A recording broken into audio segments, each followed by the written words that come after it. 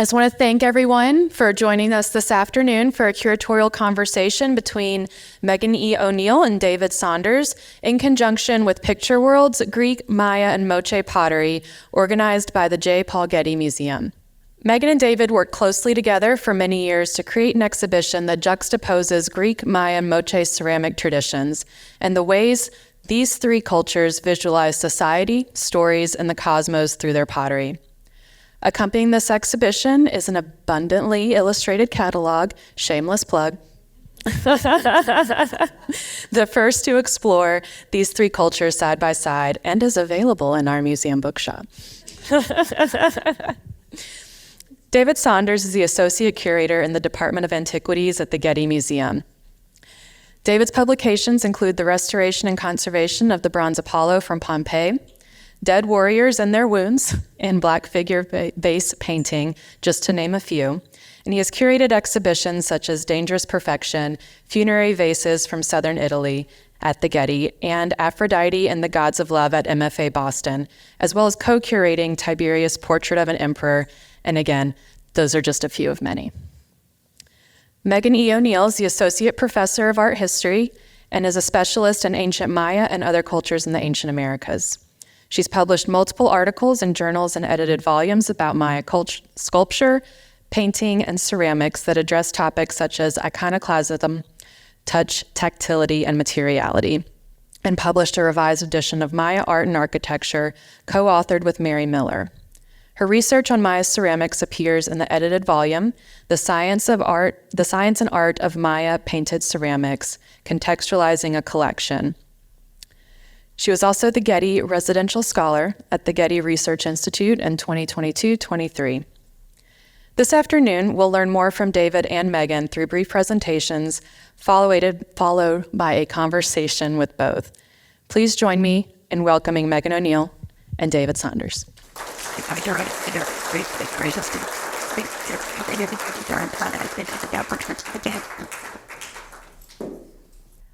I, as you all have figured out, I am a professor here at Emory and was very fortunate to be invited by David to join in co-curating this exhibition.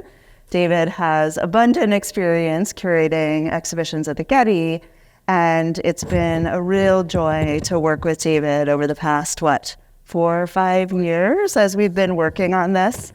So we intentionally didn't plan a script for this afternoon, and so you may even get a little bit of what has been like for us to work together.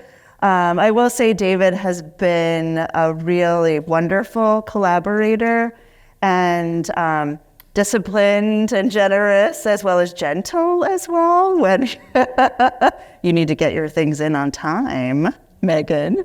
So I'm really happy that we were able to organize this conversation with David. It's a real pleasure and honor to be here. And as we'll talk about, this is an exhibition that's been many years in the making and rooted in collaboration, in partnership, and in conversation, of which this event is in a way a microcosm.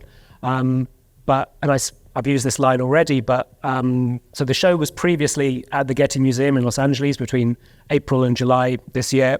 And I really enjoyed the opportunity to talk with visitors. And after the show closed at the end of July, I was starting to get withdrawal symptoms. And so actually having the chance this week to see everyone in the galleries, just now seeing it so busy, is really energizing and exciting. And I'm really looking forward to the conversations that will ensue here in Atlanta. What we thought we would do this afternoon is walk you through the exhibition in a way. I say many of you have already had a chance to look closely, and that's great. But we can sort of give you maybe some of our some of the ideas that shaped the exhibition, some of our highlight objects, some of the kind of talking points that we wanted to dig into, and then sort of spill out into a sort of broader conversation. Very briefly, just to kind of orient you if you're sort of unfamiliar with what this show is about, we are bringing together the decorated ceramics of 3 distinct cultures. The Greeks in the Mediterranean between around 700 and 323 BCE, so what we call the Archaic and Classical periods. the Maya in Central America between 550 and 850 CE, what's called the Late Classic, and the Moche, a people or peoples in northern Peru between around 200 and 850 CE. So these are three cultures, as you see, scattered across the globe, very, very different time periods, different ways of organizing their societies, different religious beliefs, social structures, different narratives and stories. And as often sort of happened at this point when I was kind of giving tours at the Getty, people would ask, well, why are you doing a show about them? And the reason is, and was the sort of animating principle for the show, is that all three stand out for their production of decorated ceramics, terracotta vessels made for feasting, for drinking, gift giving, or offering to the dead, that are adorned with images of narrative, of complex scenes, of figures, of gods, of heroes. And it seemed really productive, and I hope you will find it so, to bring them into the same space and to see what conversations can ensue. So that is the sort of premise of the show. Megan, I don't know if there's anything more. Yeah, and I'll just say that when we started working on the exhibition, and we knew we would have Greek and Maya for sure, so our respective specialties. And there were some of our advisors who said, only do the two, right? Because then you can go deeper into each civilization. But we resisted that. One, because we didn't want just a one-to-one comparison. We were worried about implying any kind of hierarchies. And then we were just both so excited to have the Moche as well. So we pushed back on some very prominent advisors to our exhibition. And I'm really glad we did, because the Moche pieces are some of the most extraordinary in the exhibition and have been, I'm sure as we'll talk later, some of the surprises for a lot of our visitors and deserve to be known better. So, and then also gave us a lot more ways to sort of play the three off of each other and begin to think about how do we learn more about each one, asking questions that we may not have asked before because of what comes out of each one. What we've done in this little presentation is sort of a mixture of a few gallery views, a few object views, a couple of glimpses of the show as it was at the Getty. Mm-hmm. And I should be clear, the show is essentially the same at both venues. Megan and I worked really hard to ensure that, as best as we could, the same objects, the same content and structure applied across both exhibitions, although as we'll talk about, there are some exciting additions for the installation here. But this is a view of the exhibition as it was at the Getty Villa earlier this year. And in organising this exhibition, in sort of wanting to kind of foster these juxtapositions, these conversations, and inviting audiences to explore similarities and differences, we've mingled the three fabrics throughout the show. So in every section of the show, there's Greek, Maya, and Moche together. So it's not a chronological layout, it's not a geographical one, it is more thematic. And the way that we articulated the exhibition was asking a series of questions, namely who, what, and how. So the who looks at the makers and the users, the people who produced these pots and who lived with them, who died with them. How looks at looks at the stories and images, the kind of core narratives that are depicted on some of these objects. And then the final section is the ways in which potters and painters took advantage of the shapes of these vessels in order to tell these stories. And this is where you get the opportunity to actually handle some of the replicas that we commissioned for the show. Yeah, and I think one of the things that we also were really cognizant about was to not tell the visitors exactly how to think about all of these and how to compare or contrast them. Like, we were very explicit about putting them together and giving some explanation, but then also encouraging our visitors to look themselves and think themselves and also ask questions of each other. And that's also one interesting thing to sort of think about. We're not necessarily here to give all the answers, but we're here to pose some of the questions and see what comes out over the course of the exhibition. And I think that, this was your idea, to have those 3 simple questions, which I think is a really useful way to do it, because they're questions that we can all ask, right, about any kind of narrative. And it helps to think of the exhibition also just more about being human, right, of telling stories, of gathering with people, engaging with people. And so as a way to also, so it's not so intimidating, right? That you don't have to know everything about the Trojan War. And I can't remember every single detail. I said, David, now that I have to give tour, do I have to read the Iliad again tonight? Yes. Right? He said, yes, you do, And so by having it be about basic fundamentals of being human and telling stories, and then people can then look and see the unique differences, whether it's about style, whether it's about a particular social structure or image or text. And so that, I think, simplicity really helps it be more inviting to people. I think in organizing a show like this, in recognizing that, and again, maybe there is someone in this audience who can claim this, but I don't expect that visitors to this exhibition will be coming with an equivalent expertise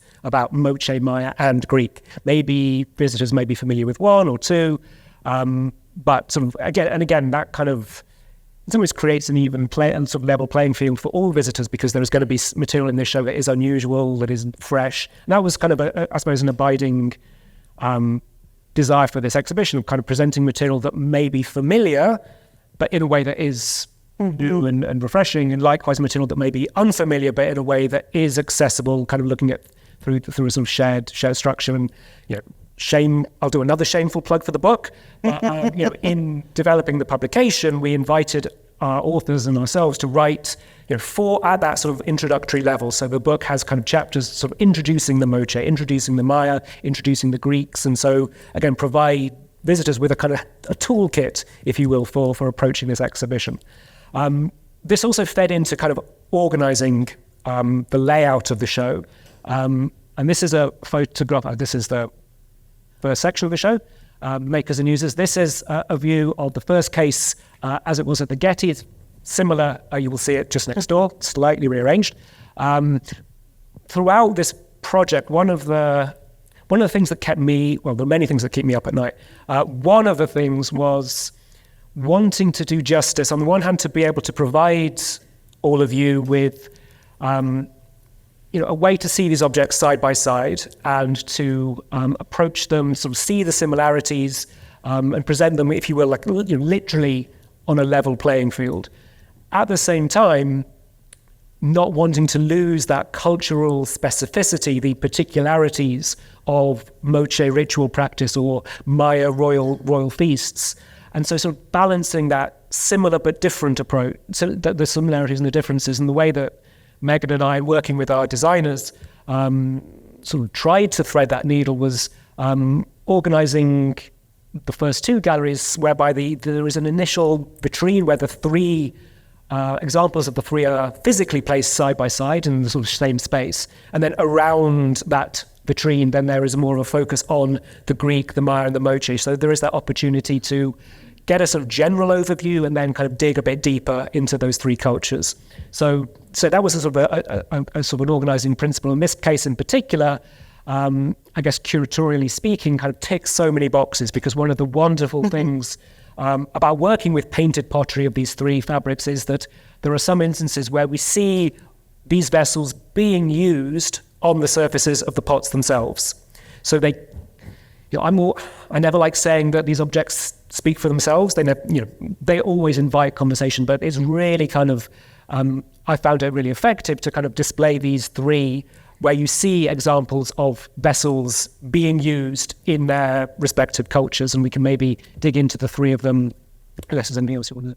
Yeah. Well, I mean, you could go to the next one because I think actually having these objects with objects depicted on these vessels with vessels depicted on them also shows that it's not about, and this is a phrase that comes from one of your colleagues, that we don't want to think about vase painting, but about painted vases, right? So we may think about the images that are on them, we're thinking about the stories, but we really want to think of the artists who made them, the incredible forms that were made by hand or wheel or mold, and how they were used in social settings. And I think by showing them in these social settings, we can really begin the exhibition, also familiarizing them, right? We all go home and eat or drink with ceramic or other forms of vessels. So again, it's a way of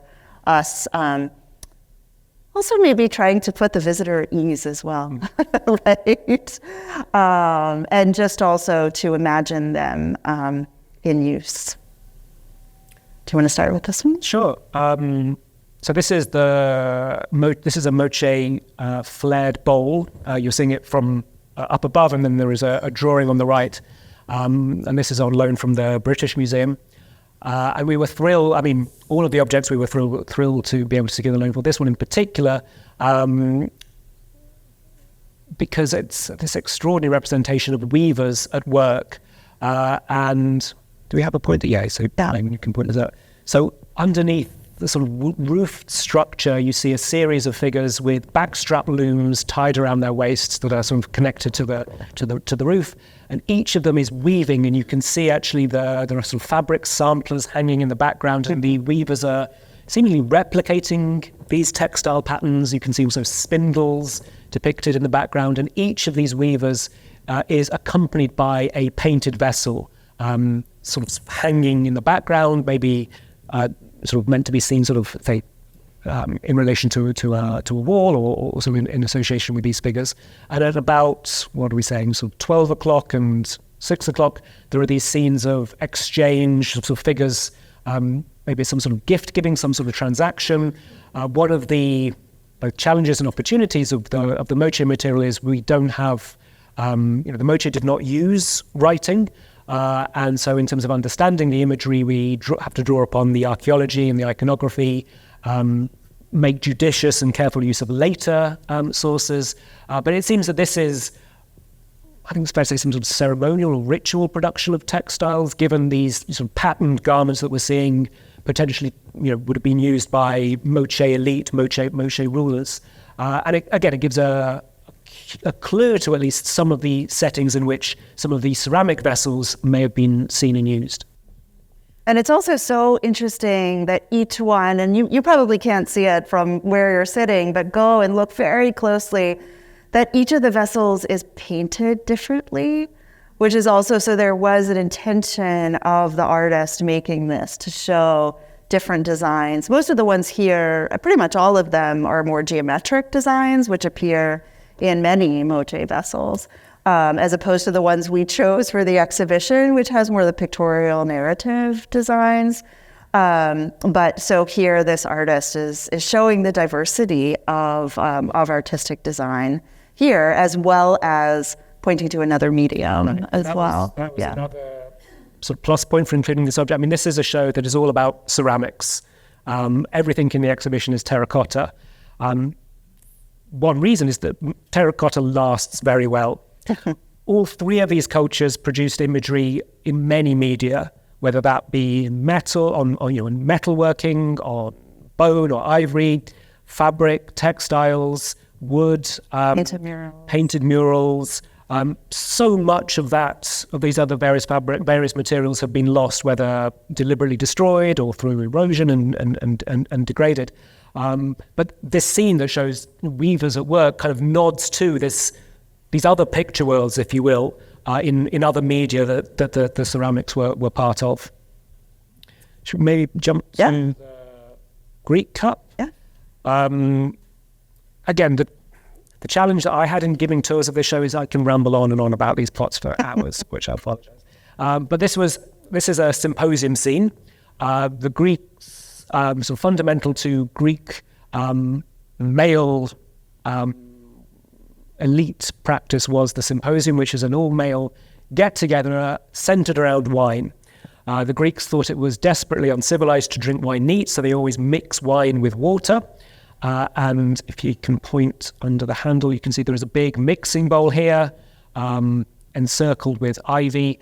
This is the big bowl in which wine and water would be mixed and then distributed to the participants of the symposium, who you see reclining on couches, enjoying one another's company, enjoying the company of women, singing songs, telling stories, holding drinking vessels. And this is a sort of really nice sort of evocation of all the kind of things that a symposium could and should be. It's kind of leisurely, it's relaxed, it's fun. There is, as I say, music, there is song. The figure, it's somewhat worn. Oh, excuse me. I can maybe use a pointer here. You can see, hopefully here, the surface is a little bit worn, but this was a figure who was being sick. You can see the woman who is holding his head is kind of looking back in disgust as he vomits into the bowl down below. But this is the kind of thing you could, I wouldn't say look forward to in a symposium, but it's the sort of, this is like your sort of bill of fare when you go to the theatre and your sort of programme of events. So this is a kind of a great sort of snapshot of what a symposium would entail. And you see these vessels being used in this setting. And this cup is also really great because it also has the signature of the potter. So the detail on the bottom right, under the handle, you can see incised is the potter's signature. It says Hieron Epoiasen. And Hieron we know to have been a potter in Athens in the early 5th century. Hieron seems to have worked very closely with a painter called Macron. And we have a good idea as to their working relationship and their career together. And these signatures are also one way in which we understand a little bit as to the mechanics of pottery production in ancient Athens. At the same time, it begs many, many questions. And, it's late on a Sunday afternoon, so embarking on a kind of Marxist reading of Greek pottery, I won't do. But, thinking about the ways in which, the potters, what they knew of their market, and likewise what these drinkers, these wealthy, aristocrats in ancient Athens, what they would have known of potters and painters who, at least if we understand from literary sources, were generally deemed to be fairly lowly figures, working in smoky, smelly pottery workshops, and that kind of those encounters between those who use these vessels and those who made them is sort of really interesting to explore, and you sort of see it playing out on the surface of this cup. And that's a kind of a nice segue to the Maya vessel that is always, also in this case, where we have a painter's signature. Yeah. So this particular vessel we were able to borrow from Dumbarton Oaks in Washington, D.C., which is a really extraordinary one. So one, there is a painter's signature, but also the style of the painting with these incredible colors that the painter was able to achieve. We wanted to include this one for a number of reasons. One, because it shows vessels in use. So you have a ruler here seated on a platform, and then there are different kinds of ceramic vessels that are being used. So here, someone who is handing one to him. There's one under the throne. And then what's also really nice about these, and when you go into the exhibition, watch where people are glancing, right? This is something we'll talk more about for the last room of the exhibition. But the glances between and across figures helps push the narrative forward or back again, or encourage you to turn the vessel. So here, you can see this interaction with people, but then he's looking to the side, and then we see, oh, there's actually another interaction taking place with people who are visiting him. And this most likely shows a visit to another royal kingdom, particularly of a young individual who's named as the owner of this particular vessel. But what's also wonderful is that it shows on what we might call the back of the vessel. So make sure you turn and go around the case to look at the back of the vessel, where you see these two figures looking at each other, right? And so seems like a separate scene. And this one is holding a cylinder vessel, just in the exact same shape as the one that it's painted on. And I love the way that their hands cup His hands cup the vessel. So you can also sort of think about the tactility of holding it, how heavy it might have been, the way you'd hold them, and then also the conversation that takes place, right? And again, wanting to show these not as static images or static objects, but as living vessels that people would use to communicate and be in communion with one another in possibly an exciting environment. There's also ball game equipment that has been set onto the throne, perhaps brought as gifts. There's food in the scene, most likely chocolate, and I believe this one is named as a vessel for drinking chocolate. And so we get a hint just of this from this one painting, right? Of this active scene of talking, drinking, eating, political engagement, elite visits within a palace setting, etc. Did you want to add anything else? Only as you were speaking, Megan, it reminded me just in terms of another of our, I think it was almost sort of guiding principles in organizing the exhibition and working with the designers and laying it out. Mm-hmm. We really wanted to display as many objects as possible in the round. And you will see almost everything here is basically in its own vitrine, in its own case. As I say, we have a couple of these cases where the three are grouped together, but many of the other vessels in the show are shown by themselves so that you can walk around, so that you can get a full sense of the shape of the vessel, but also that kind of narrative possibility and the opportunity that they invite to rotate and to handle. And that in turn fed into just selecting objects. And actually we tried, it was really hard, but we tried as best we could not to have too many objects in the show. There was a real temptation, as you can tell, like so much of this material is so rich, so full of exciting material.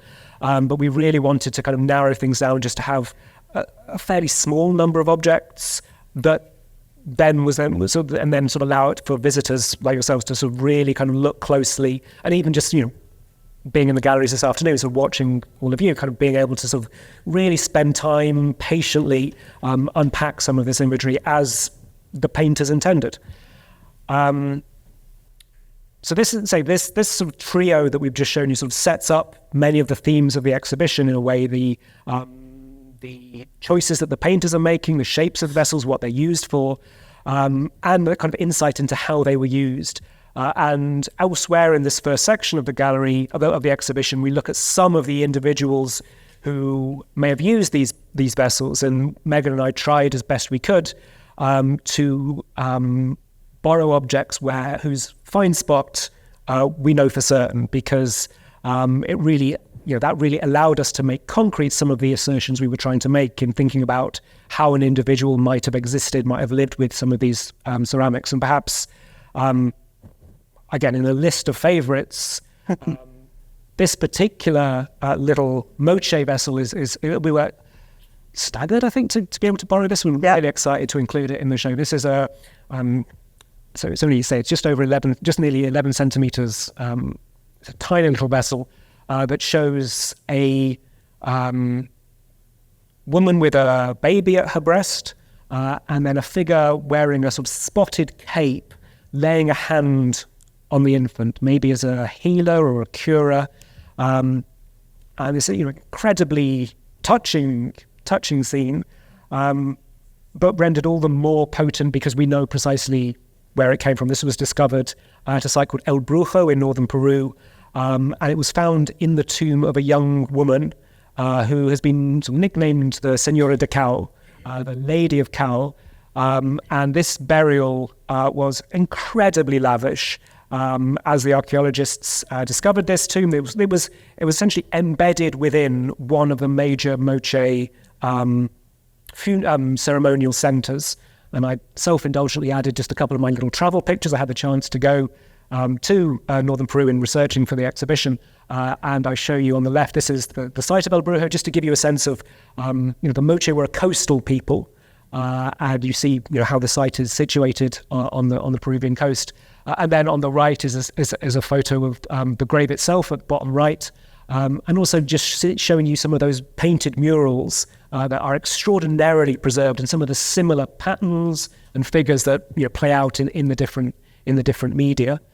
Let's say, so this burial. I've got a question. So this vessel, it's hollow inside. We did when we were talking about how to display it. It is hollow inside. What it, if anything, it contained, we don't know. And actually, as far as I understand from the archaeological reports, it was actually found in the tomb upside down, which is, I'm not sure which raises even more questions. But it was one of a number of vessels that was buried with this young woman, who was found in, I think, 26 layers of textile, wrapped. And within those layers of textile, abundant gold and silver jewelry, necklaces, nose rings, bracelets. She had 2 colossal gilded maces, a big gold headdress. This was someone who was really, really important at the site. And when the body was carefully unwrapped by the archaeologists, they discovered her body, which was covered with tattoos and many of the same sort of patterns that we see on the pottery and on the murals. As I say, this young woman was plainly really significant, really important at this site. And initially, it was thought that she may have died in childbirth. Study of her body suggested to archaeologists that she may have died either in childbirth or just after, which would make this scene particularly pertinent.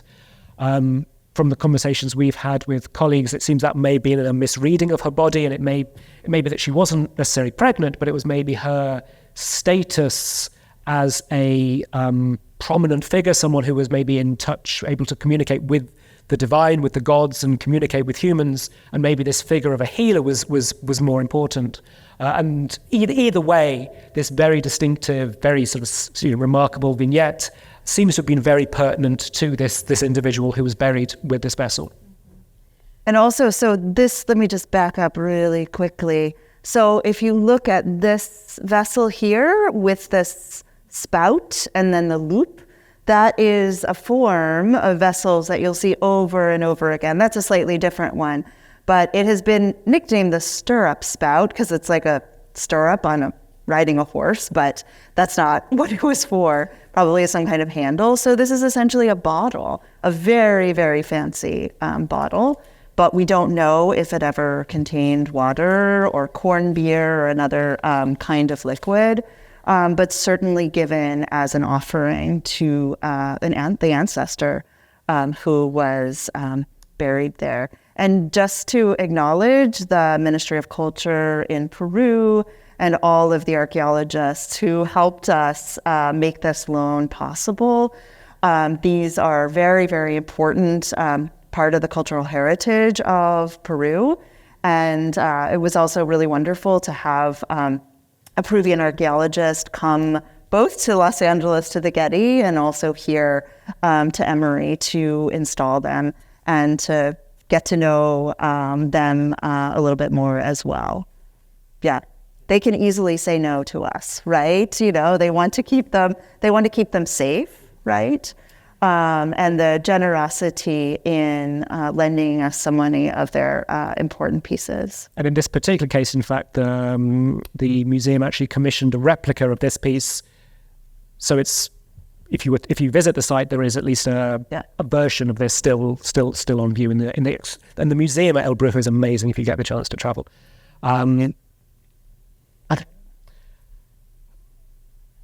Just talking again a little bit about what these things were for, what they contained. This is a Greek drinking cup that you'll see in the first gallery on loan from the Metropolitan. In many ways, very conventional as a cup for drinking wine. These big starry eyes that serve as a mask as you lift it up to your face. Imagery under the handles showing warriors fighting, which kind of plays in very nicely into what we might imagine, the sort of male setting of the symposium, the kind of ideals that were espoused and perpetuated there and up in the middle, shown on the big picture.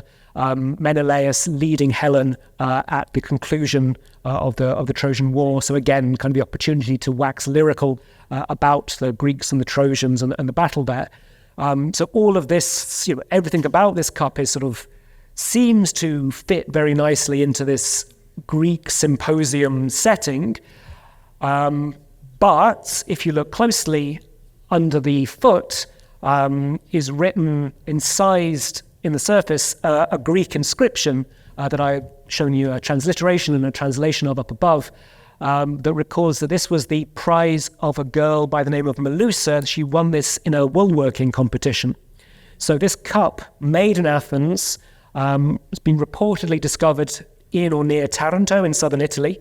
So it was exported in antiquity and seems to have accrued or seems to have assumed an entirely different purpose in this new setting as a prize for a young girl. So just sort of nodding towards the mobility that these vessels have, that these things, as soon as, and this arguably for, any artistic practice up until today, once something leaves your studio, it can go on and have many other lives and sort of scope for interpretation and repurposing, and that is absolutely true for many of these vessels across all three cultures that could move either across time, across space, from person to person, in my world, from royal family to royal family, as items of gift giving and kind of assertions of status and connection.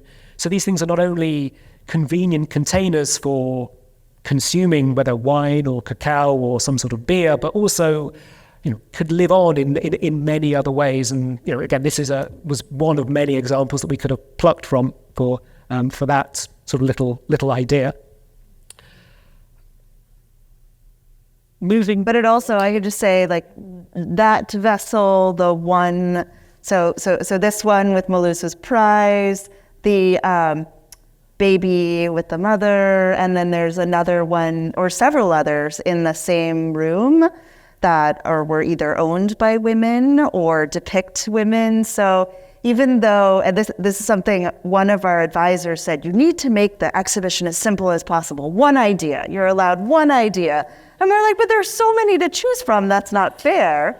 So I think the simplifying it to the who, what, and how, but there's a lot more complexity stuck in there, right? That we hope that people, maybe visitors again and again, can visit. So just to say, on this Maya vessel, we see all men on this scene, but on the tiny Maya cup that's in the first room, we didn't bring a picture. It was actually owned by a young woman.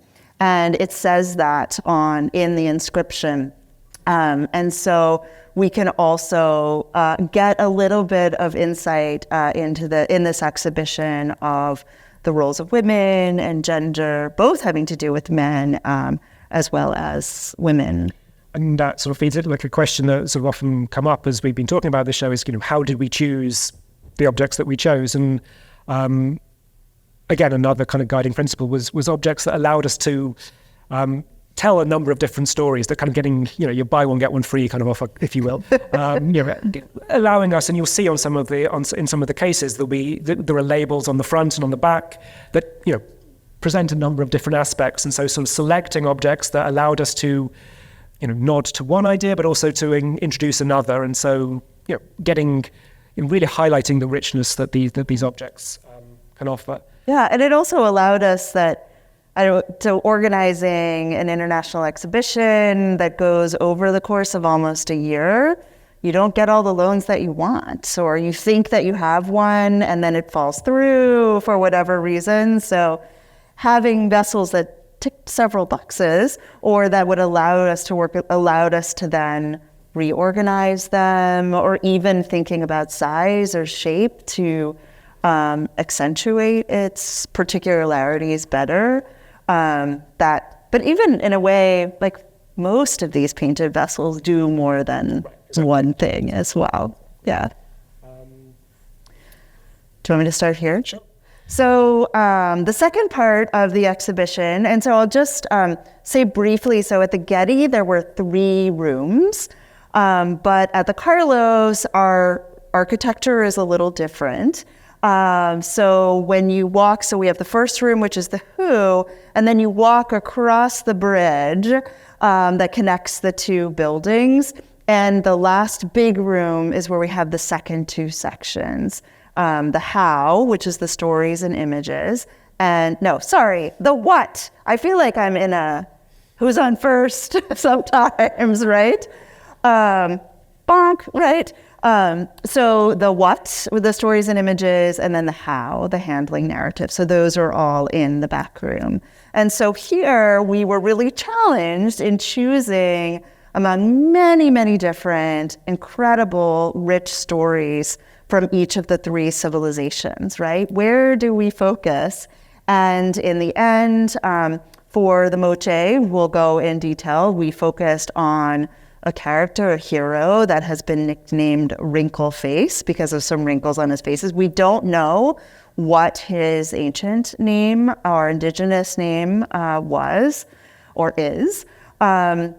So Wrinkle Face's adventures, and then for the Greek who settled on the Trojan War, and for the Maya, we called the theme Maya divinities as forces of nature and focused on several different divinities, primarily the Maya maize god and his rebirth, but also the hero twins, who are these wonderful hunters that appear in the Maya sacred text called the Popol Vuh, and then deities of lightning and storm, etc. And okay, to start with this one. So this is a piece that we borrowed from the Museum of Fine Arts in Houston, that if you look at it from one side, you see this crouching hunter sort of holding a stick, right? With some birds, water birds around. But then if you're able to go all the way around the vessel or look at one of these rollout photographs by Justin Kerr, you'll see that there are actually blowguns. So they are weapons that were used in hunting. And you can see that out of the blowgun is a pellet. On this side, you can see that pellet moving still in the air, or on this side, hitting one of these birds. And so one thing that's wonderful about this one is it two versions of the same scene, like a before and after shooting towards the bird, hitting the bird? But actually, if you look very closely, the hunters are different. They're wearing different headdresses. The birds are different. And so the artist is really playing with this portrayal of time. They are two different ones, but they're also similar. And these two figures are similar to the twins that we call the hero twins from the sacred text, the Popol Vuh, that was written down in the 16th century in Highlands, Guatemala, that tell the adventures of these two twins who use their blowguns to shoot the false sun, which is a very fancy macaw that's wearing lots of jewels, to shoot it out of a tree, which then allows the real sun to be born. This is an incredibly important sacred story to Maya people, ancient to contemporary. And here are those twins, right? It's not exactly the same as that particular story, but there are these twin figures who are using their blowguns to shoot birds. So using this vessel as a way to think about past and present, continuity of stories, and then also variations of stories as well. That just as when stories are retold through voice, right? You tell it maybe slightly differently in oral history each time. These visual artists are also changing them and playing with the medium as well. So anything you wanted to add? Only that I say this first case that we showed that these three are gathered together, even before you get into the specific narratives, we title this case Narrative Moments, and each of these vessels, Greek, Maya, and Moche, even if you don't know precisely who's who, whether you can't quite identify Wrinkle Face or Ajax, you will see there is stuff happening on these pots. There is lively action, and that presupposes something happening prior to that.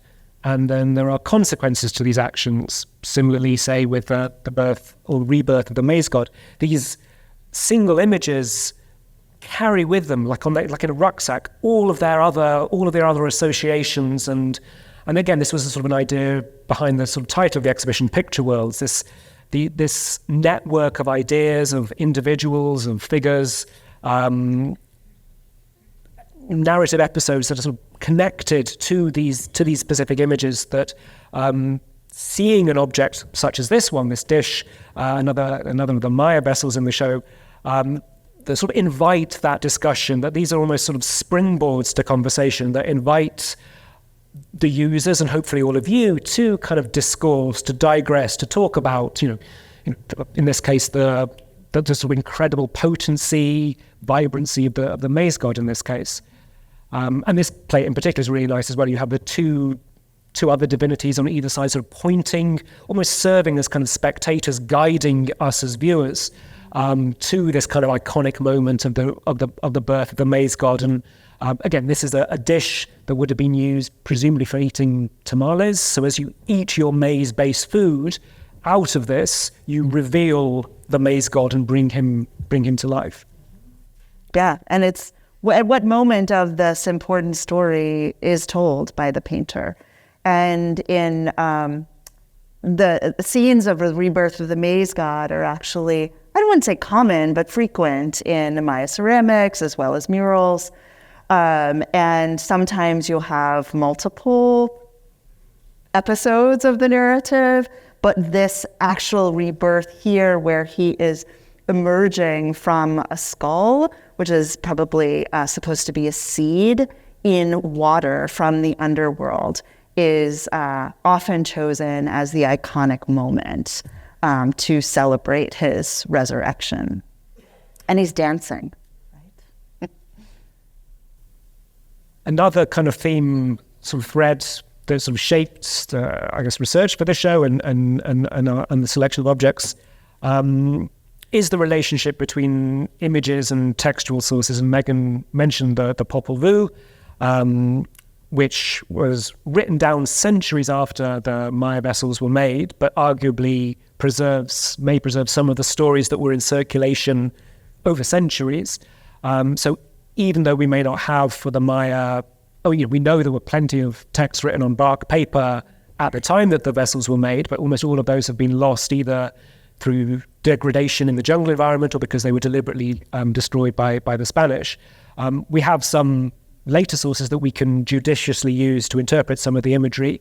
And it's been really interesting for me to sort of think about that alongside the Greek material, where in some cases we have some of the ancient texts that were in circulation at a time when some of the Greek pots were made. And this is the earliest Greek vase in the show, dating to the end of the 7th century, early 6th century BCE. At a time when the Iliad and the Odyssey are sort of taking their written form, and this scene I'm going to try and cut myself short because there's so much to say about this extraordinary plate. But you have two warriors fighting over the body of a third lying on the ground. This is a very, very regular, dare I say, generic image, and there is nothing, if you look closely, necessarily about the figures that identifies them. There's nothing to really pin down what is going on. This is a fairly regular scene of two warriors fighting over a third, with all of the kind of heroic ideals that sort of play into that. But if you look closely, and I encourage you to go and do so in the galleries, but hopefully the pointer will work, you'll see just in front of the helmets of the warriors and just above the shield of the third are inscriptions labeling the names of the figures. So we have Hector and Menelaus fighting over the body of Euphorbus.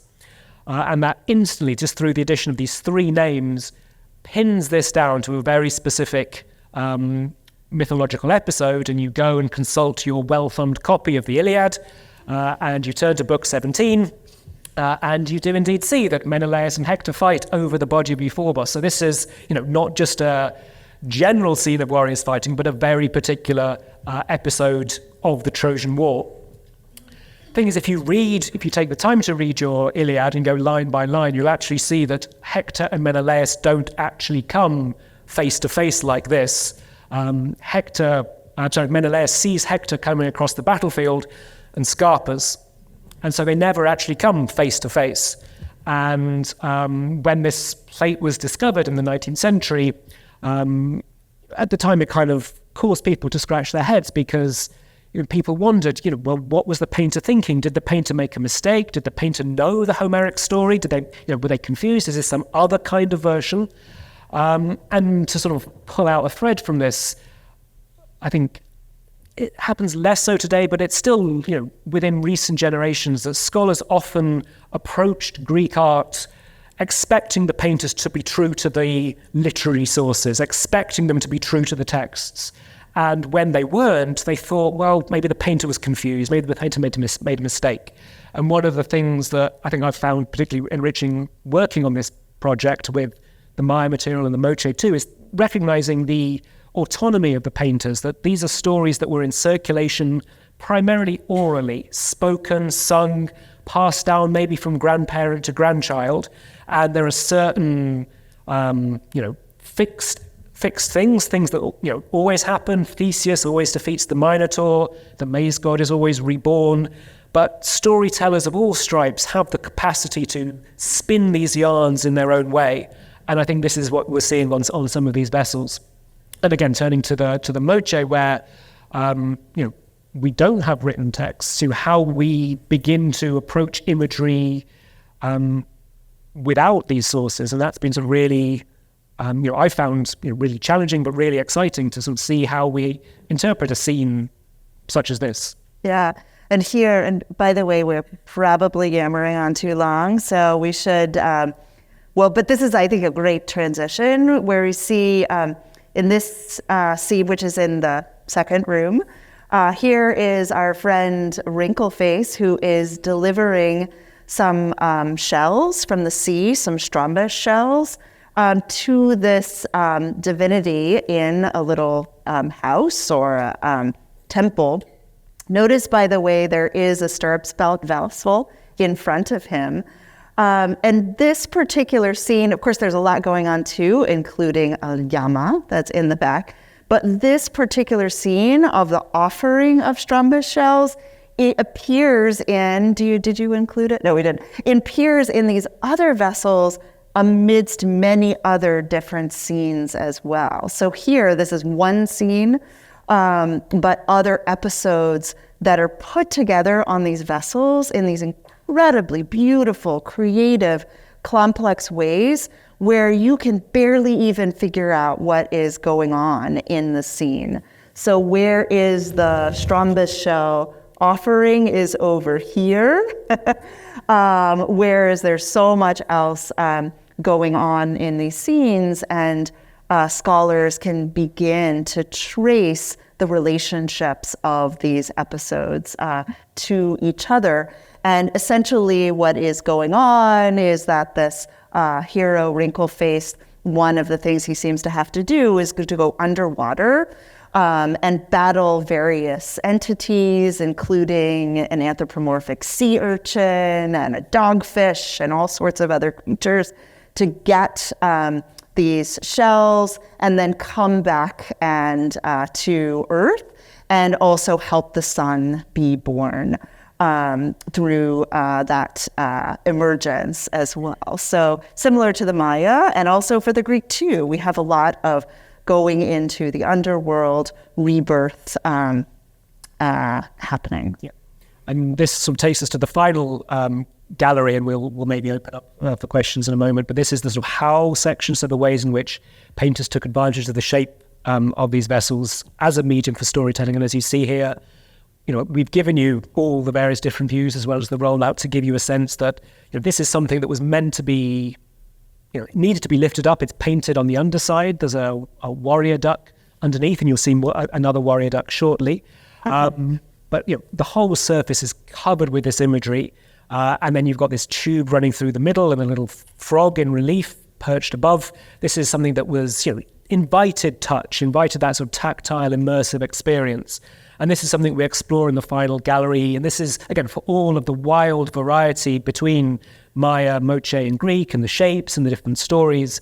But the Greek vase painters are taking advantage of shape in the same way, showing figures repeated across the surface of the vessel. In this particular case, similar scenes on the inside and the outside. Again, this sort of constant back and forth.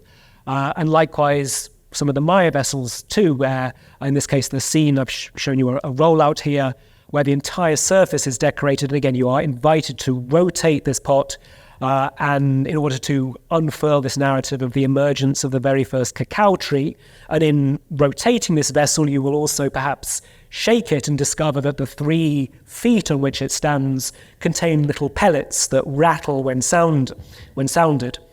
All of which fed into another idea Meg and I were really kind of keen to push for. This is, as it appeared at the Getty installation, and you'll see it here at the end of the exhibition, is a touchables table for visitors to be able to handle replicas of 3 of the vessels in the show, so that all of you can get at least some sense of what it would be like to manipulate and to experience some of these painted pots. I think we should we've filled our hour. Yes, we even wrote questions for each other, but I think we incorporated some of those in our conversation here. Are there any questions, Katie? Or we can continue just chatting. Oh, Carla. Could you talk about the warrior duck? That one, it appeared, but that one in particular, the black one, is just incredible with the inlay and quite different from the other mochi pieces. Well, yeah, I think this may be a lot of people's favorites, and on some days it's my favorite. I go back and forth. But here, this is in our case on sculptural vessels. And one of the things maybe our exhibition emphasized the narrative, the painted narrative, but actually many, many moche vessels are sculptural vessels, right? Whether it is a face of an individual at different times in their lives. And so here, this warrior duck is certainly part of a larger narrative, right? And so it is a one scene, right, within a larger one. And it's an example of what we see among the moche as well, of animals that become anthropomorphized or plants that are like the bean warriors that are holding little weapons and running across the surface of the vessel, or objects like a metate for grinding corn that act up. So it's these animals or plants or objects that come to life. This was found at Huaca de la Luna, right? In another burial, and the mother of pearl inlay is certainly to make it a more luxurious item as well. But I think it also, like, as unique as it seems, it's also fits so much of what we know about the personality of, in a way, of moche artists and artistic creativity, of also just being able to tell a story through just one image, right? They have these incredibly complex images, but then also so much is held within that piece of just imagining, like, who is this duck fighting? What's going on? Did you want to say anything more about? No, one of the joys of this exhibition is sort of constantly learning new things, and the opportunities, when the show was at the Getty, to kind of hear visitors' responses. And actually one of our colleagues, Uno Holmqvist, who is the director of the Larco Museum, which again you should visit, but she kind of threw out this idea or suggestion that you have this mother of pearl inlay on the black surface, maybe invoking stars of the night sky and constellations. And so again, thinking in terms of narrative, not only looking to literary textual sources, but other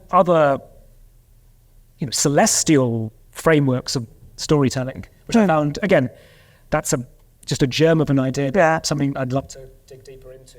Sure. Well, which also could be interesting because of the emphasis on the blackness and the shiny blackness in the Inca civilization of Peru. It's the black part of the sky where the constellations are. So I wonder if that is the case, then that may be something here. But also, I think the reference to metal, too, is extremely important. The Moche were extraordinary, in addition to being extraordinary potters, they're extraordinary metal workers. And the shininess of this black vessel with those inlays also reminds me of Moche metal work with inlays of other stones or other metals. Thank you so much, Megan and David.